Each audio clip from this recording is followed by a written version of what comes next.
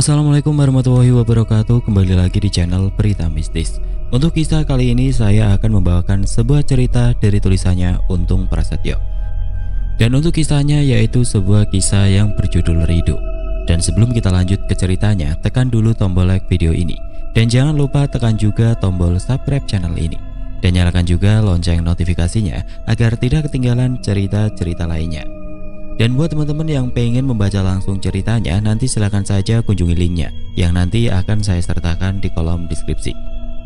Teman-teman juga bisa mampir ke channel YouTube penulis yang nanti linknya juga akan saya sertakan di kolom deskripsi. Dan seperti apa untuk kisah kali ini? Langsung saja kita masuk ke ceritanya.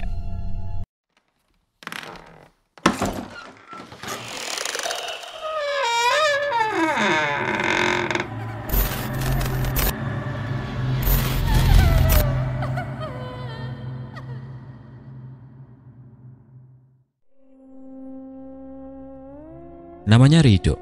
Dia memiliki kelebihan yang jarang sekali dimiliki oleh orang pada umumnya. Hal itu berawal ketika Ridho masih kelas 2 sekolah dasar. Secara tidak sengaja Ridho melihat sosok makhluk gaib dengan wujud kakek tua yang berdiri melayang di sebuah gang di sekitar tempat tinggalnya. Sosok kakek yang ditemuinya itu melambaikan tangan ke arah Ridho dengan tubuh bersinar dan juga dengan wajah yang terlihat sangat bersih. Ridho yang merasa heran dengan sosok kakek yang berpakaian serba putih itu tanpa ragu menghampiri sang kakek. Setelah jarak Ridho dan sosok kakek tua itu sudah dekat, kakek itu lalu menanyakan siapa nama Ridho. Ridho pun memberitahu namanya. Lalu Ridho menanyakan sosok kakek yang belum pernah dilihatnya itu. Kakek itu mengaku berasal dari tempat yang jauh dan sekarang dia akan ikut bersama Ridho jika Ridho mengizinkannya. Ridho yang waktu itu masih berusia 8 tahun pun hanya mengangguk sambil menoleh ke arah lain, mencari teman-temannya yang kini sudah tidak dilihatnya lagi. Kakek tua itu lalu mengusap kepala Ridho dan berkata bahwa nanti Ridho akan dapat membantu orang yang membutuhkan pertolongan. Setelah itu, tanpa Ridho sadari sosok kakek yang tadi berdiri di depannya pun menghilang. Sejak kejadian itu, Ridho terlihat sering berbicara sendiri ketika sedang bermain. Di rumah pun Ridho sering terdengar mengobrol dan tertawa sendirian. Hal itu membuat kedua orang tua Ridho merasa takut akan pertumbuhan mental Ridho. Ayah Ridho yang bernama Junaidi pun lalu mencarikan Ridho orang yang mengerti akan hal-hal spiritual. Tapi sudah beberapa orang yang didatanginya selalu menolak untuk mengobati Ridho. Ada yang bilang dia tidak berani dengan sosok yang kini bersama Ridho. Ada juga yang bilang ilmunya kalah tua. Bahkan ada yang bilang sosok yang bersama Ridho adalah jin Islam yang usianya sudah ribuan tahun. Karena sudah banyak orang-orang pintar yang didatanginya namun tidak membuahkan hasil, Pak Junaidi pun memilih memberikan pengertian secara perlahan kepada Ridho. Pak Junaidi memberitahu jika Ridho jangan berbicara sendirian ketika di luar rumah dan meminta Ridho untuk menceritakan apa yang sebenarnya terjadi. Karena selama ini Ridho tidak mau menceritakan dengan siapa dia berbicara atau bermain dan apa yang membuat Ridho bisa seperti itu. Tapi lambat laun Ridho pun mulai menceritakan kepada Pak Junaidi dan Bu Sarofa tentang apa yang membuat Ridho bisa berkomunikasi dengan sosok-sosok gaib.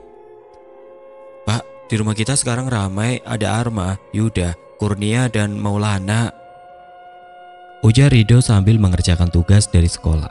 Hal itu sontak membuat Pak Junaidi kaget. Tapi supaya Ridho mau bercerita lebih banyak, Pak Junaidi pun menanggapi apa yang baru saja dikatakan Ridho dengan tenang. Pak Junaidi seolah terlihat santai dan menganggap bahwa semua anak yang disebutkan oleh Ridho tadi adalah temannya. Dari mana mereka datang, nak? Tanya Pak Junaidi dengan tenang. Arma dulunya tinggal di stasiun, Pak. Dia kesini ikut sama ibu. Kalau Yuda dari rumah tua yang sekarang dibangun ruko itu, Pak. Jawab Ridho dengan lugas. Lalu yang lainnya? Saud Pak Junaidi penasaran. Kurniawan dari jauh, Pak. Dia katanya ikut bapak naik motor dari jembatan layang. Dia mati dibunuh, Pak. Dan jasadnya dibuang di kali yang atasnya ada jembatannya. Jawab Ridho yang membuat Pak Junaidi menelan ludah karena merasa terkejut. Terus yang satu lagi? Itu ada di samping bapak, sedang bersandar di kaki bapak. Dia ini anak yang dibuang sama orang tuanya, Pak. Jadi dia senang di sini bersama bapak dan ibu. Jawab Rido yang sontak membuat Pak Junaidi bergidik ngeri. Tapi mereka tidak mengganggu kita kan? Tanya Pak Junaidi dengan suara nada agak sedikit keras. Ya enggak lah Pak, justru mereka membantu bapak dan ibu. Tuh lihat, pesanan kue ibu meningkatkan. Terus pekerjaan bapak di proyek juga aman, gak ada kendala kan Pak? Jawab Rido sambil tersenyum. Ya kalau tidak mengganggu ya tidak apa-apa. Tapi bapak mau tanya dong, bagaimana Rido bisa melihat mereka? Padahal bapak dan ibu tidak bisa loh melihat makhluk-makhluk gaib seperti itu. Tanya Pak Junaidi yang merasa sangat penasaran. Ada kakek Abdul di tubuh Rido Pak. Kakek Abdul bilang nanti Rido akan bisa membantu orang-orang yang membutuhkan pertolongan. Jawab Rido menjelaskan.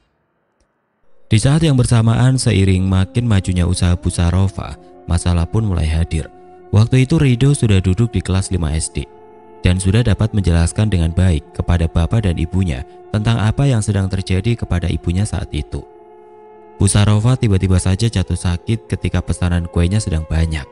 Dan sakit yang dialami Bu Sarofa hanya terjadi di pagi hari ketika jam orang bekerja.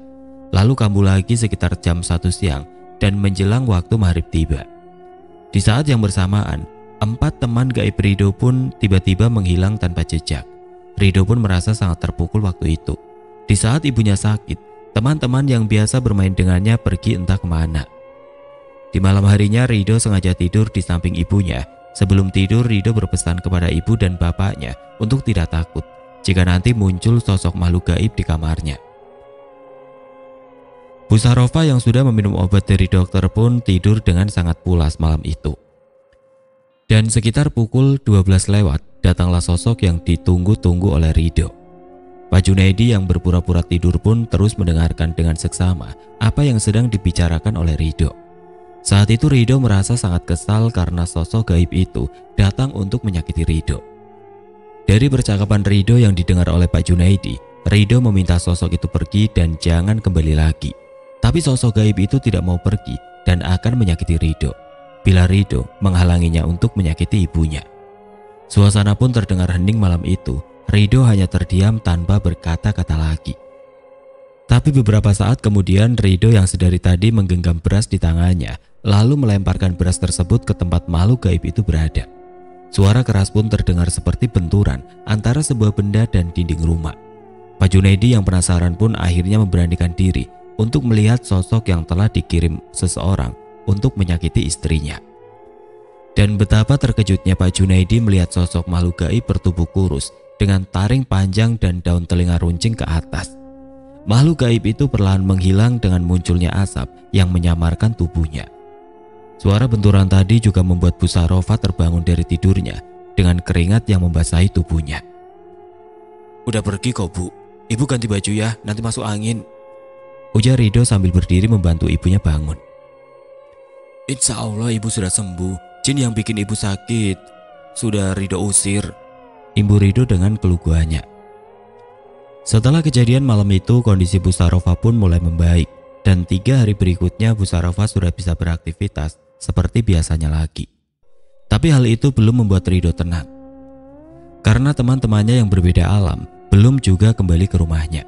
Karena merasa sedih, Rido pun meminta Pak Junaidi untuk mengantarkan Rido ke tempat sosok teman-teman gaib Rido itu berasal. Tapi sebelum Rido dan Pak Junaidi pergi, sosok kakek-kakek yang disebut oleh Rido dengan nama kakek Abdul pun datang menemui Rido. Kakek itu berkata bahwa teman-temannya sedang dikurung oleh seseorang yang saat ini belum dapat dikalahkan oleh Rido. Dan Rido baru dapat membebaskan teman-teman gaibnya setelah Rido dihitan. Pak, besok aku mau sunat ya, ujar Rido yang membuat Pak Junaidi tersenyum karena tiba-tiba Rido yang selalu menolak untuk dihitan dengan sendirinya meminta untuk segera dihitankan. Memangnya kamu sudah berani sunat? Tanya Pak Junaidi sambil mengusap kepala Rido. Sudah Pak, Rido harus sunat supaya suci dan Rido mau segera menyelamatkan Arma, Yuda, Kurnia dan Maulana Pak, jawab Rido tegas. Bilang sama ibu, kalau ibu setuju besok kita ke dokter, jawab Pak Junaidi yang sebenarnya masih heran dengan sikap Rido. Dari arah dapur Rido pun bersorak gembira karena ibunya setuju kalau Rido akan disunat esok hari. Tapi Pak, kata kakek Abdul sunatnya jangan besok, karena harinya kurang baik. Kakek bilang sunatnya hari Rabu, Pak. Ujar Rido lagi setelah keluar dari kamarnya. Iya nak, yang penting ibu setuju, jawab Pak Junaidi sambil tersenyum.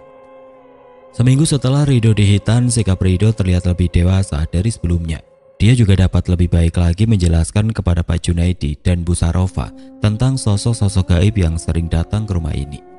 Rido menjelaskan bahwa Rido memiliki kemampuan untuk memanggil sosok gaib yang diinginkannya dan mengusir sosok gaib yang mengganggu orang-orang di sekitarnya. Kini Rido juga lebih sering bermain bersama teman-teman sebayanya dibandingkan sebelum Rido dihitan dulu. Suatu hari ketika Rido sedang bermain bola di sebuah tanah kosong, Rido melihat seseorang tukang es doger yang hanya duduk diam, seperti sedang memikirkan sesuatu. Rido pun mengajak teman-temannya untuk membeli es doger yang terlihat masih sangat banyak saat itu. Alhamdulillah dapat penglaris, ujar abang tukang es yang tersenyum kepada Rido dan teman-temannya. Mudah-mudahan sebentar lagi dagangan abang ada yang ngeborong, bang, celetuk Rido yang langsung diamini oleh penjual es doger itu.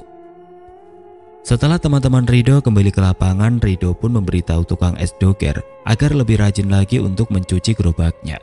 Karena dia melihat ada beberapa makhluk yang tidak kasat mata yang terus mengikutinya kemanapun tukang es itu pergi. Abang rajin dong gerobaknya dicuci kalau pagi tuh. Terus kalau mau berangkat jualan mandi, bang, ujar Rido yang membuat tukang es itu tertawa. Sama satu lagi, bang, abang harus berhenti beli pakong, imbau Rido lagi. Tahu aja lo kalau gua sering pasang pakong, jawab tukang es doger itu. Pakong adalah undian berhadiah yang pada zamannya bebas beredar di masyarakat. Saya suruh pergi ya, bang, malu gaib yang nempel di gerobak abang biar dagangan abang laris manis, ujar Rido yang membuat tukang es doger itu terkejut. Iya dah, coba aja lu syaratin biar dagangan gue laris manis Tanjung Kimpul, jawab tukang es doger itu sambil tertawa. Bismillahirrahmanirrahim, laris manis Tanjung Kimpul, dagangan habis, duitnya kumpul, ucap Rido sambil menggebrak-gebrak gerobak es doger yang berwarna putih biru tersebut. Nanti sampai di rumah gerobaknya dicuci ya, bang. Kalau abang yakin sih nyucinya pakai air cucian beras, terus abang sholat sama berhenti masang pakong, imbau Rido yang berlari pergi menyusul teman-temannya. Beberapa hari berlalu, Rido kembali bertemu tukang es doger yang beberapa hari lalu ditemuinya di lapangan bola. Tukang es itu mengucapkan terima kasih berkali-kali kepada Rido karena kini dagangannya selalu laris. Rido pun diberi beberapa lembar uang 500 rupiahan bergambar satwa langka berwarna hijau. Tapi Rido menolak dan meminta tukang es doger itu memberikannya kepada anak dan istrinya yang berada di kampung. Sontak hal itu membuat tukang es doger itu terkejut. Karena bagaimana mungkin Rido tahu jika anak dan istrinya berada di kampung. Dek, sekarang ada yang ikut gerobak abang gak? Tanya tukang es doger itu penasaran. Gak ada, bang, yang penting abang sholat ya, jangan bolong-bolong, jawab Rido yang segera berlalu pergi. Menjelang Rido masuk ke sekolah lanjutan tingkat pertama, Bu Sarofa kembali jatuh sakit seperti yang pernah dideritanya beberapa waktu lalu. Bahkan kali ini sakit yang dideritanya lebih parah dari yang sebelumnya. Rido yang mencoba mengobati ibunya pun hampir dibuat frustasi menghadapi makhluk-makhluk gaib kiriman seseorang paranormal sakti dari luar Jakarta. Hingga suatu malam, Rido yang sedang tidur dibangunkan oleh kakek Abdul yang ada di tubuhnya.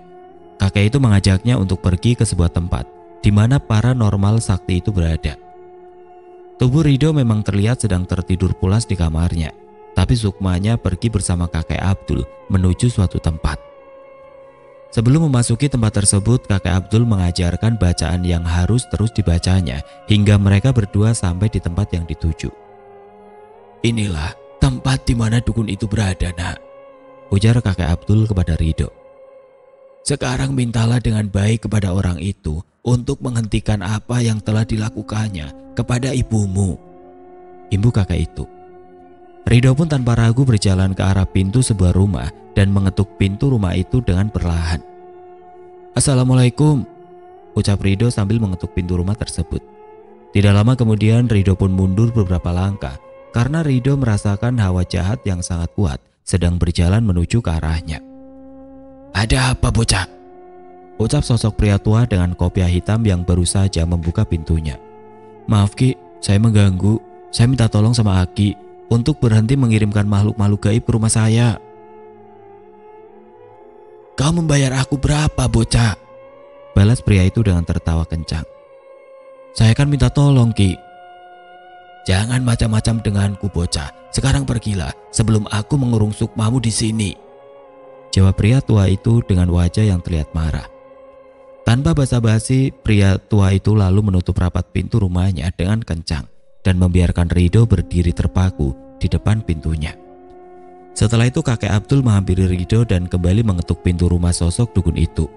Tapi tiba-tiba saja, dukun itu malah melesatkan keris pusaka yang dimilikinya hingga menembus pintu kayu yang terlihat sangat kokoh itu. Keris milik dukun itu lalu kembali melesat ke arah sebaliknya. Tapi sebelum keris pusaka itu masuk ke dalam rumah si dukun, kakek Abdul dapat menangkapnya dengan mudah, lalu mematahkan keris pusaka tersebut. Keluarlah kau, Adeng, kita bicarakan baik-baik, ucap kakek Abdul yang langsung meraih tangan Rido dan membawanya menjauh dari depan pintu. Apa yang dilakukan kakek Abdul pun sangat tepat sekali, karena ketika pintu itu terbuka, muncul sosok makhluk besar dengan taring panjang dan lidahnya menjulur keluar. Makhluk itu lalu menyerang kakek Abdul dengan beringas dan hampir saja melukai Rido. Tapi gerakan kakek Abdul lebih cepat dari sosok yang berwujud seperti leak itu. Lihatlah nak, makhluk itu adalah makhluk terkutuk yang sudah banyak memakan banyak korban. Tapi jangan sekalipun kau takut dengan kekuatan makhluk itu. Takutlah hanya kepada kekuatan Allah Subhanahu wa Ta'ala, ujar kakek Abdul menjelaskan. Sebenarnya aku ingin memperingatimu terlebih dahulu, Adeng, untuk menghentikan pekerjaan kotormu itu. Tapi sepertinya kau bukan hanya dukun yang mengirimkan santet dengan perantara makhluk-makhluk gaib peliharaanmu, tapi kau juga sudah memuja iblis, Adeng, ucap kakek Abdul kepada sosok makhluk menyeramkan dengan mata yang terlihat merah menyala. Tanpa membalas apa yang tadi telah dikatakan kakek Abdul tadi, sosok leak dengan ilmu hitam tinggi itu langsung menyerang kakek Abdul. Kuku-kuku tajam dari sosok makhluk itu mulai mengeluarkan asap hitam, serta gerakannya menjadi lebih cepat dari sebelumnya. Kakek Abdul yang dari tadi hanya menghindari serangan-serangan dari sosok leak itu, kemudian mengambil kain putih panjang dari balik baju yang dikenakannya. Lalu kakek Abdul melempar ujung kain putih yang tergulung itu ke arah sosok leak yang gigi-giginya sangatlah tajam. Kain putih milik kakek Abdul pun terlihat memanjang dan terus mengejar sosok leak tersebut yang sepertinya tahu bahwa kain itu akan sangat berbahaya jika sampai dia menyentuhnya. Tapi sejauh apapun sosok leak itu terbang melesat, kain putih milik kakek Abdul terus mengikutinya hingga akhirnya sosok itu terlilit oleh kain yang berkekuatan gaib sangat tinggi. Perlahan-lahan sosok menyeramkan itu terbungkus oleh kain putih yang hanya dari gulungan kecil, tapi bisa menjadi panjang dengan sendirinya. Ampun, ampun Ki, lepaskan aku, ujar sosok leak tadi yang perlahan berubah menjadi kakek dukun yang tadi menemui Rido. Bertobatlah, Adeng, jawab kakek Abdul dengan tatapan tajam ke arah sosok dukun itu. Tapi bukannya menyerah dan bertobat, sosok dukun yang sudah dililit kain putih milik kakek Abdul itu malah kembali menyerang kakek Abdul dengan mengeluarkan semburan air dari mulutnya. Kakek Abdul yang sepertinya sudah tahu kalau sosok dukun yang dipanggilnya Adeng tadi masih akan menyerangnya, lalu dengan cepat melesat ke arah atas dan langsung melemparkan batu kecil yang berwarna merah menyala ke arah kepala sang dukun. Dan dengan cepat, kepala dukun itu hancur serta tubuhnya terbakar dengan nyala api yang sangat besar. Tapi lagi-lagi keanehan pun dilihat Rido. Kain putih milik kakek Abdul sama sekali tidak terbakar dan tidak ada noda yang menempel padanya. Kau sudah tahu bagaimana cara menghadapi musuh-musuhmu itu. Mintalah kepada mereka untuk kembali ke jalan yang benar. Berikanlah peringatan kepada mereka, dan jika mereka menolaknya, maka kau wajib memusnahkannya agar tidak ada lagi orang-orang yang akan tersakiti oleh tindakan makhluk tersebut, ucap kakek Abdul memberikan wejangan kepada Rido. Ayo, kita bebaskan teman-temanmu yang sudah lama terkurung di dalam sana. Kakek Abdul pun mengajak Rido untuk masuk ke dalam rumah dukun yang bernama Adeng itu dan segera membebaskan semua makhluk gaib yang telah dikurung dan ditaklukkan oleh dukun Adeng. Kakek Abdul pun lalu menuntun semua makhluk yang sudah dibebaskannya termasuk 4 makhluk gaib yang menjadi teman Ridho, untuk mengajak mereka meyakini bahwa Allah lah Tuhan semesta alam ini dan Nabi Muhammad adalah Rasul utusan Allah. Makhluk-makhluk dari berbagai golongan itu pun lalu menjadi jin muslim setelah mereka mengucapkan 2 kalimat syahadat. Sekarang kalian kembalilah ke tempat kalian masing-masing. Jangan lupa untuk terus beribadah, menyembah dan mengagungkan Allah Subhanahu wa Ta'ala, ujar kakek Abdul kepada sosok makhluk gaib yang jumlahnya sangat banyak itu.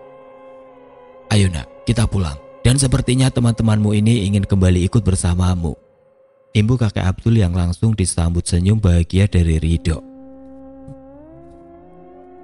Ridho pun terbangun dari tidurnya dengan 4 sosok teman-teman gaib yang ada di kamarnya. Ridho lalu keluar dari ke dalam kamar dan langsung melihat kondisi ibunya. Alhamdulillah, kondisi Bu Sarofa sudah terlihat mulai membaik. Setelah kejadian bersama kakek Abdul yang sudah menyelamatkan ibunya, Ridho harus menjalani saat-saat terberat dalam hidupnya. Ketika tragedi kerusuhan di tahun 1998 terjadi dan banyak memakan korban dari orang-orang secara tidak sengaja terjebak di sebuah tempat dan yang mati penasaran, Ridho pun harus mengalami imbas dari kejadian itu. Setiap harinya Ridho banyak ditemui sosok-sosok arwah penasaran yang meminta tolong pada Ridho untuk disempurnakan.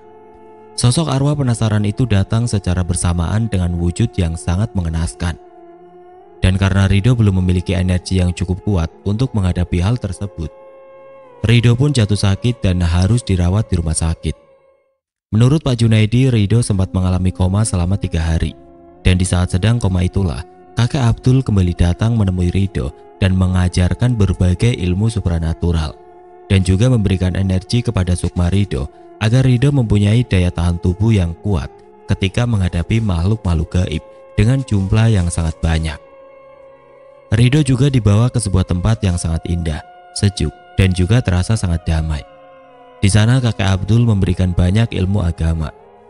Ilmu-ilmu tentang kehidupan di dunia nyata dan juga ilmu-ilmu tentang kehidupan di alam gaib.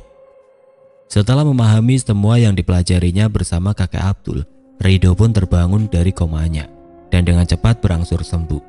Kini Ridho tidak lagi merasa terganggu dengan suara-suara yang dapat didengarnya dari jarak yang cukup jauh, baik itu suara dari makhluk-makhluk gaib maupun suara-suara dari manusia biasa. Ridho dapat mulai mengontrol indera pendengarannya yang kini semakin tajam. Ridho juga tidak lagi merasa takut dengan puluhan arwah penasaran yang terus berada di rumahnya dan meminta untuk disempurnakan. Karena kini Ridho dapat menutup indera keenamnya kapanpun Ridho mau dan membukanya kapanpun dia inginkan. Setelah dapat meredam energi negatif dari sosok-sosok arwah penasaran yang terus meminta untuk disempurnakan, Ridho pun meminta sosok-sosok itu pergi dan kembali ke tempatnya masing-masing. Ridho mengaku bahwa dirinya tidak sanggup kalau harus menyempurnakan puluhan, bahkan ratusan makhluk yang silih berganti menemuinya. Dengan keterbatasannya sebagai manusia, Ridho jelas menolak permintaan-permintaan dari sosok arwah-arwah penasaran tersebut. Setelah dapat melewati masa-masa sulitnya menghadapi arwah-arwah penasaran, Ridho kembali dihadapkan dengan kejadian yang lagi-lagi menimpa ibunya. Bu Sarofa kembali jatuh sakit dengan kondisi yang lebih parah. Bu Sarofa mengalami penyakit aneh dan mulai mengeluarkan cairan berbau busuk dari luka di kakinya. Awalnya Pak Junaidi menganggap bahwa penyakit yang diderita istrinya tersebut adalah penyakit gula atau diabetes. Tapi Ridho berpikiran lain karena Ridho merasakan adanya energi jahat di rumahnya. Dan hal aneh pun terjadi ketika Ridho sedang tidak berada di rumah. Bu Sarofa selalu mengeluhkan sakit yang luar biasa ketika Ridho sedang sekolah, dan juga benda-benda yang tertata rapi tiba-tiba berantakan dan berjatuhan dengan sendirinya. Ridho yang mengetahui hal itu lalu meminta sosok-sosok gaib yang menjadi teman Ridho sedari Ridho kecil untuk mengawasi rumahnya ketika dia sedang tidak berada di rumah. Arma, Kurniawan, Maulana, dan Yuda pun diminta untuk berada di rumah Ridho, mengawasi sosok makhluk gaib yang datang ketika Ridho tidak di rumah. Keempat sosok gaib itu akhirnya bertemu dengan 2 jin berilmu tinggi yang ternyata memang sengaja datang ketika Ridho tidak di rumah. Arma, Kurniawan, Maulana, dan Yuda segera pergi dari rumah Ridho ketika sosok gaib berkekuatan tinggi itu datang dan langsung membuat Ibu Rido kesakitan. Mereka segera menemui Rido di sekolahnya dan meminta Rido untuk segera pulang, karena mereka tidak tega melihat Bu Sarofa terus mengerang kesakitan. Rido pun lalu meminta izin kepada gurunya untuk dapat segera pulang ke rumahnya. Beruntungnya salah satu guru di sekolah Rido mau mengantarkan Rido pulang sekaligus ingin membesuk ibunya. Di tengah perjalanan pulang itu, tanpa ragu Rido menceritakan apa yang kini sedang menimpa ibunya kepada Pak Tarno yang menjadi guru olahraga di sekolah Rido. Awalnya Pak Tarno tidak mempercayai apa yang Rido ceritakan. Sampai akhirnya Rido meminta Pak Tarno untuk menghentikan motornya. Dan saat itu juga Rido membuka indera mata batin Pak Tarno. Alangkah terkejutnya Pak Tarno yang menghentikan motornya di sebuah rumah kosong yang sudah tidak terurus dan banyak ditumbuhi semak belukar. Di situ Pak Tarno melihat penampakan makhluk gaib berwujud kakek tua dan seorang anak kecil sedang duduk di teras rumah yang sudah kotor dan banyak sekali berserakan daun kering. Pak Tarno yang kaget pun meminta Rido untuk menutup mata batinnya dan dia mengaku bahwa kini dia percaya apa yang sudah diceritakan oleh Rido. Jadi begini Pak, nanti saya turun di gang 2, biar saya jalan kaki saja dari gang 2. Bapak langsung saja ke rumah saya. Dan jangan bilang kalau saya sedang jalan pulang. Saya mau tahu Pak, makhluk yang mengganggu ibu saya. Karena kalau saya di rumah, makhluk-makhluk itu nggak berani datang Pak. Ujar Rido menjelaskan apa yang dipikirkannya kepada Pak Tarno. Ya sudah, ayo naik, kita lanjut jalan, biar cepat sampai rumah kamu. Balas Pak Tarno yang langsung menghidupkan kembali sepeda motornya. Sampai di gang 2, Rido pun turun dan memilih berjalan memutar untuk sampai ke rumahnya. Sementara Pak Tarno langsung masuk ke dalam gang menuju rumah Rido. Rido yang sudah dekat dengan rumahnya lalu membuka semua indera yang dimilikinya. Pendengarannya menjadi lebih tajam dan penglihatannya pun mulai menampakkan dua sisi dunia. Makhluk-makhluk astral yang melihat Rido langsung menyingkir dan melesat cepat pergi dari dekat Rido. Sampai di belakang rumahnya, Rido melihat sosok jin tua bertubuh kurus dengan tangan yang panjangnya melebihi kedua kakinya, serta mata bulat dan dua taring panjang di kedua sudut bibirnya. Makhluk satunya bertubuh besar, berbadan manusia tapi berkepala hewan, yang sekilas mirip dengan sosok babi hutan. Di antara dua makhluk yang sedang menyakiti ibunya itu, makhluk yang memiliki kekuatan besar adalah sosok jin tua yang memiliki dua taring sangat panjang. Sementara yang berkepala hewan hanyalah jin pengawas yang ditugaskan untuk memberitahu jin tua tersebut jika Rido sudah mendekati rumahnya. Tapi sayangnya mereka lengah. Hingga kini Rido tahu siapa yang sedang mengganggu ibunya. Kain putih pemberian kakek Abdul pun segera dikeluarkan oleh Rido. Dia berniat meringkus salah satu dari makhluk gaib tersebut dan akan menanyai siapa yang telah mengirimnya. Kain putih yang berwujud gaib itu langsung dilemparkan ke arah rumahnya. Dan tiba-tiba saja kain tersebut seperti terbelah menjadi dua bagian yang dengan cepat kain itu melesat ke arah jin yang berada di dalam kamar Bu Sarofa. Jin tua yang sedang asik menggerogoti bagian kaki dari Bu Sarofa pun terkejut ketika tiba-tiba mendapat serangan yang dengan cepat melumpuhkannya dan mengikatnya erat. Sementara jin berkepala babi hutan yang sempat menghindar pun tidak dapat melarikan diri setelah ujung kain putih itu melilit kakinya dan langsung membelenggu tubuhnya. Sosok jin tua yang kini tidak berdaya karena sudah terlilit kain putih milik kakek Abdul pun hanya terdiam dan terus mengerang. Sementara jin yang berkepala hewan hanya terdiam karena tubuhnya sudah tidak lagi terlihat. Rido yang sudah tahu kalau sosok gaib yang menyakiti ibunya tertangkap, lalu berlari ke arah rumahnya dengan nafas tersegal-segal. Di tempatnya terbaring, Bu Sarofa terlihat mulai tenang dengan keringat deras yang membasahi tubuhnya. "Ibu, nggak apa-apa Bu," ujar Rido yang kini sudah berada di kamar ibunya. "Alhamdulillah, sakit di kaki ibu sudah berangsur menghilang," jawab Bu Sarofa sambil mengusap kakinya yang terdapat luka berair dan berbau busuk itu. Rido pun menatap ke sudut kamar tempat ibunya terbaring. Dia melihat sosok jin tua yang terus meronta mencoba untuk membebaskan diri dari jerat kain putih yang melilitnya. "Insya Allah ibu akan segera sembuh. Rido akan coba sekuat tenaga untuk mengobati ibu," ujar Rido yang membuat Bu Sarofa tersenyum sambil mengusap kepala Rido. "Iya nak, terima kasih." Rido pun lalu keluar dari dalam kamar ibunya untuk menemui Pak Tarno. yang berada di ruang tamu bersama Pak Junaidi dan Om Iqbal, adik dari Bu Sarofa. "Gimana, Dik? Kamu bisa menangkap makhluk itu?" ucap Pak Tarno yang merasa penasaran dengan apa yang sudah Rido lakukan. Rido pun memberi tanda dengan jari telunjuk ke arah bibirnya yang meminta Pak Tarno untuk tidak menanyakan hal-hal di luar nalar itu ketika ada pamannya. "Alhamdulillah ibu sudah membaik, Pak. Terima kasih sudah mengantar saya pulang," ucap Rido yang langsung mengalihkan arah pembicaraan dari Pak Tarno. "Nanti sore Om mau ngajak orang yang mengerti akan hal-hal gaib ke rumah ini, Dik, untuk mengobati ibumu," ujar Om Iqbal memberitahu Rido.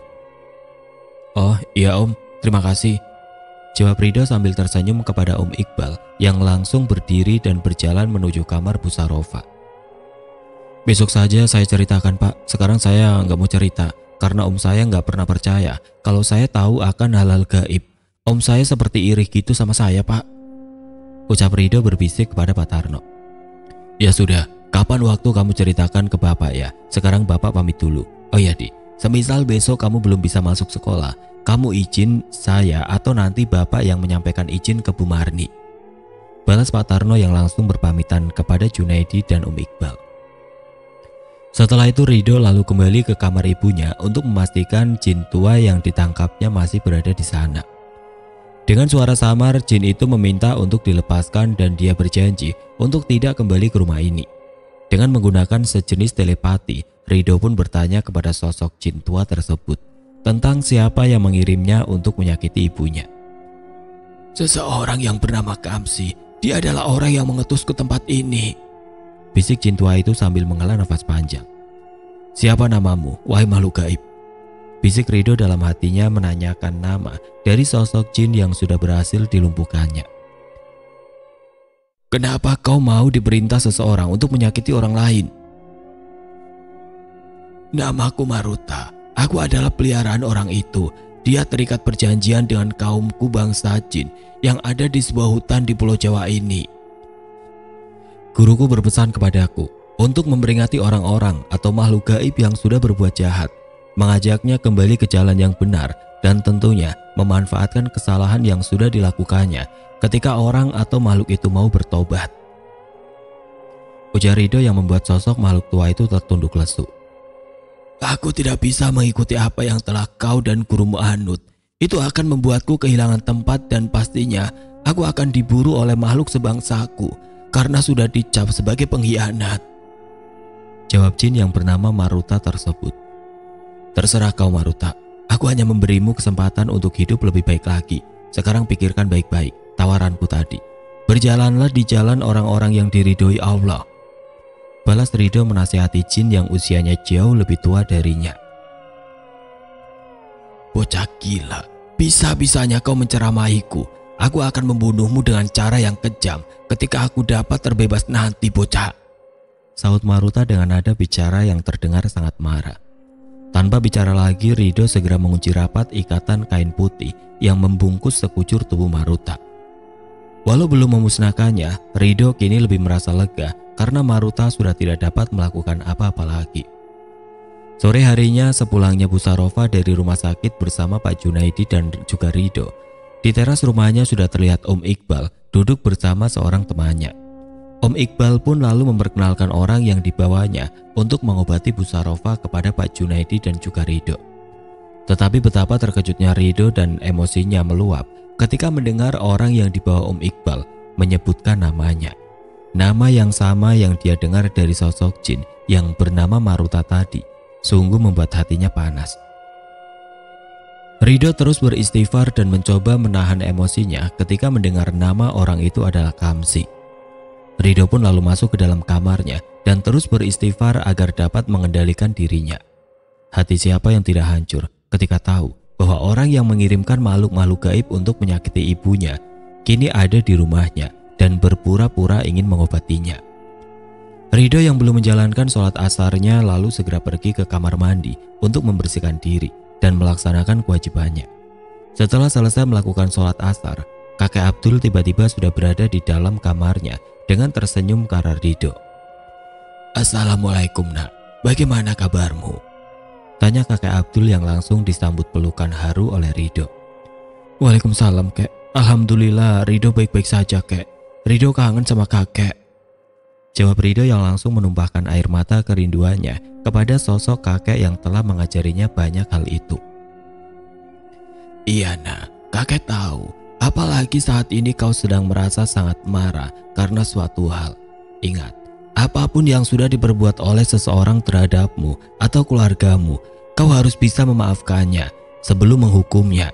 Kau harus memperingatinya, lalu mengajaknya kembali ke jalan yang baik dan benar, serta memaafkannya dengan sepenuh hati. Sekarang buanglah rasa benci di hatimu. Jangan biarkan penyakit hati mengalahkan nuranimu. Kau harus sabar dalam menghadapi segala cobaan dan tetap mendirikan sholat walaupun apapun yang terjadi kepadamu. Ujar kakek Abdul yang membuat hati Ridho menjadi lebih tenang. Baik kek, aku akan ingat selalu nasihat kakek. Jawab Ridho sambil tertunduk dan tidak terasa air matanya sudah membasahi kedua pipinya. Kalahkan hawa nafsu yang menuntunmu ke dalam kebencian, dendam dan hal buruk lainnya. Teruslah memohon pertolongan dan perlindungan dari Allah Subhanahu wa Ta'ala. Sekarang kakek pamit dulu. Kakek yakin kau dapat melewati ujian hidup ini. Ujar kakek Abdul yang perlahan menghilang dari pandangan Ridho. Assalamualaikum. Jaga dirimu dan keluargamu nak. Imbu kakek Abdul yang kini hanya terdengar suaranya. Waalaikumsalam warahmatullahi wabarakatuh. Jawab Ridho sambil terus menatap ke arah atas pelapon rumahnya. Setelah merasa tenang, Ridho pun mulai mencari cara untuk membongkar kejahatan yang sudah dilakukan orang yang menjadi teman dari Om Iqbal. Sambil mencari cara, Ridho pun mulai keluar dari dalam kamarnya dan berjalan ke kamar ibunya. Di dalam kamar ibunya, Ridho masih melihat dua sosok jin yang terbungkus rapat oleh kain putih milik kakek Abdul. Temannya Om Iqbal sudah mulai mengobati ibu atau belum ya bu? Tanya Ridho kepada ibunya. Belum, ibu mau istirahat dulu nak, ibu lelah sekali. Jawab Bu Sarofa yang tersenyum kepada Ridho. Bukannya kamu sudah mengobati ibu ya nak? Ibu Bu Sarofa yang membuat Ridho tersenyum. Insya Allah, sebentar lagi kita akan tahu siapa yang terus-terusan membuat ibu sakit. Jawab Ridho sambil terus memandang sosok jin yang sudah tidak berdaya itu. Amin. Semoga kita semua dijauhkan dari segala mara bahaya dan dari segala macam penyakit ya nak. Kini Ridho mulai mencari cara untuk mengeluarkan sosok jin yang bertubuh besar itu dan jin tua yang bernama Maruta dari dalam kamar ibunya. Akhirnya Ridho pun memanggil keempat sahabatnya untuk meminta mereka menyeret sosok jin-jin yang sudah terbelenggu itu keluar dari kamar ibunya. Dari pintu belakang, Arma datang dan masuk ke dalam rumah. Sementara Kurniawan, Yuda dan Maulana sudah berada di dalam kamar Ridho. Keempatnya pun segera melesat ke kamar Bu Sarofa untuk membawa keluar tubuh jin yang sudah terbungkus kain putih sakti milik kakek Abdul.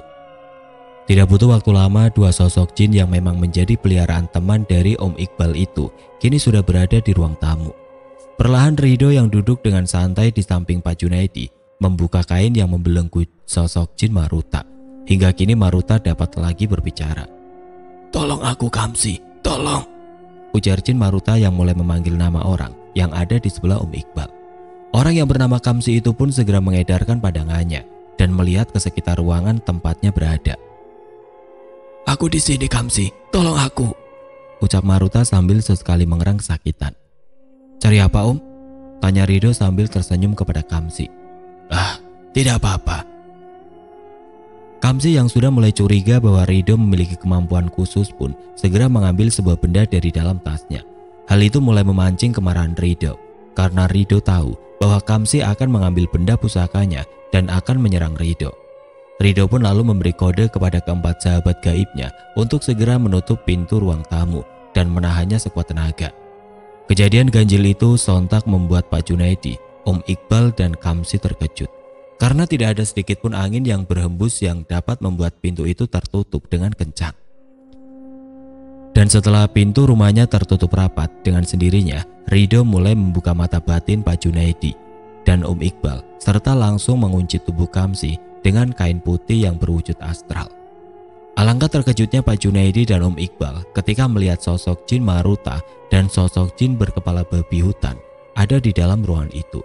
Dan Kamsi yang kini sudah tidak dapat menggerakkan tubuhnya pun mulai melihat jin peliharaannya terbujur kaku terlilit kain putih yang kini sudah melilit tubuhnya. "Apa-apaan ini?" ucap Kamsi yang tidak bisa menggerakkan tubuhnya. "Sekarang katakan, siapa yang menyuruhmu untuk menyakiti ibuku?" tanya Rido yang mulai terbakar emosi. "Katakan, atau saya akan menghancurkan tulang-tulangmu dengan kain yang melilit tubuhmu itu." Imbu Rido lagi dengan sorot mata tajam. "Bukan saya, Dek. Bukan saya yang menyakiti ibumu. Sumpah, bukan saya," ujar Kamsi yang mulai merasakan sakit di sekujur tubuhnya. "Katakan sekarang, atau tubuhmu akan hancur," ucap Rido yang kini amarahnya sudah tidak terbendung lagi. "Cukup Rido, hentikan. Kamu apakan teman Om itu?" serga Om Iqbal yang merasa marah karena temannya kini sedang mengerang kesakitan. "Orang ini adalah dukun yang menyuruh dua jin peliharaannya itu untuk menyakiti ibu. Apakah Om gak sadar?" "Bukan dia, Rido. Dia Om bawa ke sini untuk mengobati ibumu," ujar Om Iqbal dengan yakin. "Bohong, kaulah orang yang meminta tolong pada Kamsi untuk membuat saudaramu sakit," ujar Maruta yang sontak membuat Rido dan Pak Junaidi terkejut. Tanpa pikir panjang lagi, Rido pun melakukan hal yang sama kepada Om Iqbal. Rido ingin mengetahui apa yang sebenarnya menimpa ibunya itu. Tubuh Om Iqbal pun tiba-tiba kaku dan tidak dapat digerakkan. Walau dengan sekuat tenaga meronta, tetap saja Om Iqbal tidak dapat menggerakkan tubuhnya.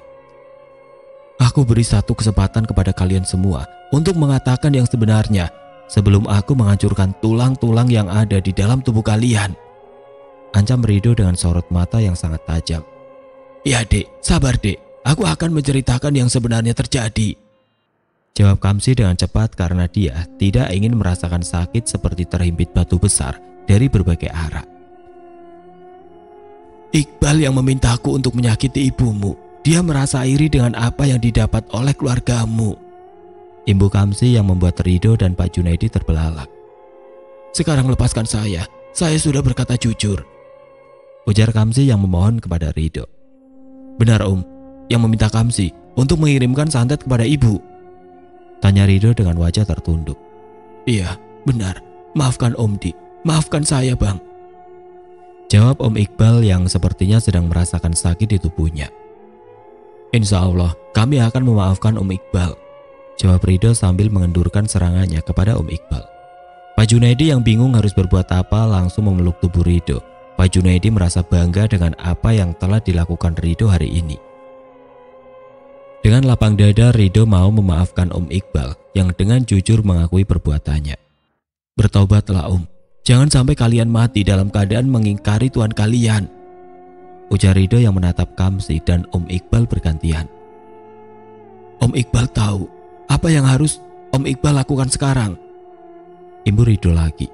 Om Iqbal yang kini sudah dapat menggerakkan tubuhnya pun segera berlari menuju kamar Bu Sarofa yang langsung diikuti oleh Pak Junaidi. Om Iqbal pun bersimpuh meminta maaf kepada kakak perempuannya karena sudah beberapa kali menyakiti Bu Sarofa dan hampir membunuhnya dengan media santet. Sementara itu Kamsi yang masih duduk terdiam dengan tubuh kaku mulai menceritakan semua yang dilakukannya. Semuanya adalah permintaan Om Iqbal karena merasa iri melihat keluarga Pak Junaidi hidup berkecukupan, memiliki usaha yang berkembang pesat. "Om Kamsi sudah menyadari semua kesalahan yang Om lakukan?" tanya Rido kepada Kamsi.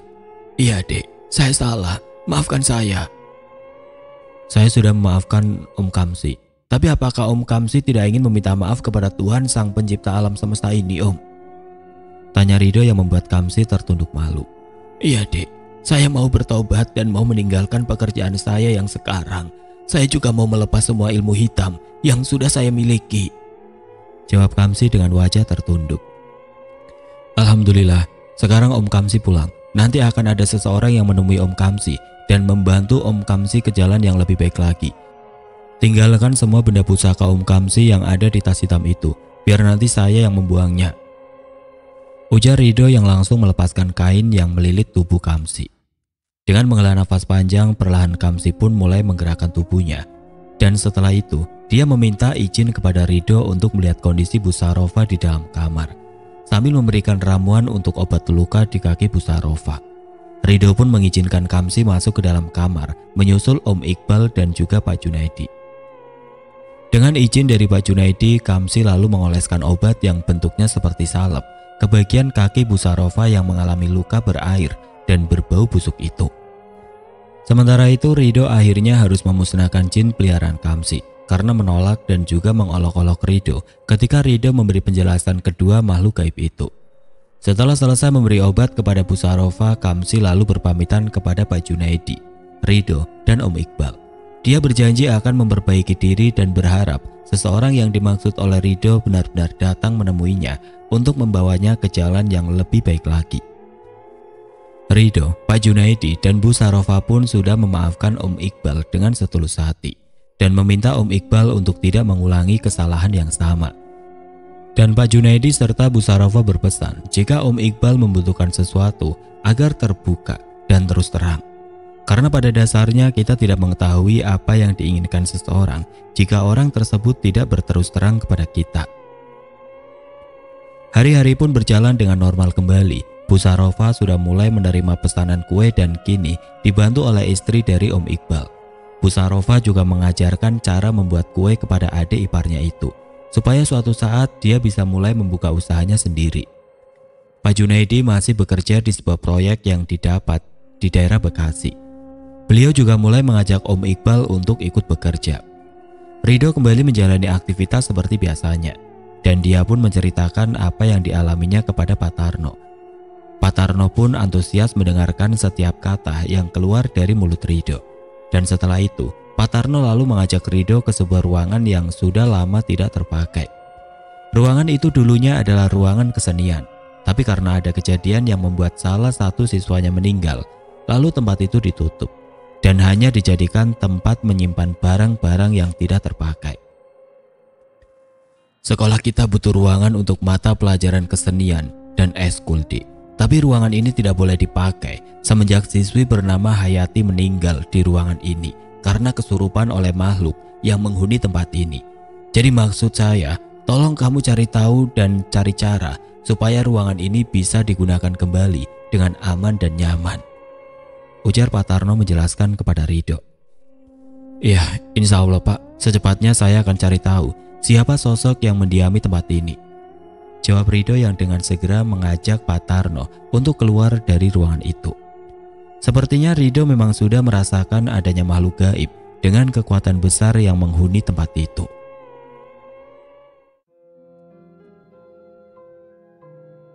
Oke teman-teman, sekian untuk kisah kali ini. Semoga apa yang sudah saya sampaikan dalam kisah ini dapat dijadikan pembelajaran untuk kita semua. Dan buat teman-teman yang baru bergabung, jangan lupa untuk like, komen, share, serta subscribe channel ini. Dan nantikan kisah-kisah horor berikutnya tetap di channel Berita Mistis. Wassalamualaikum warahmatullahi wabarakatuh.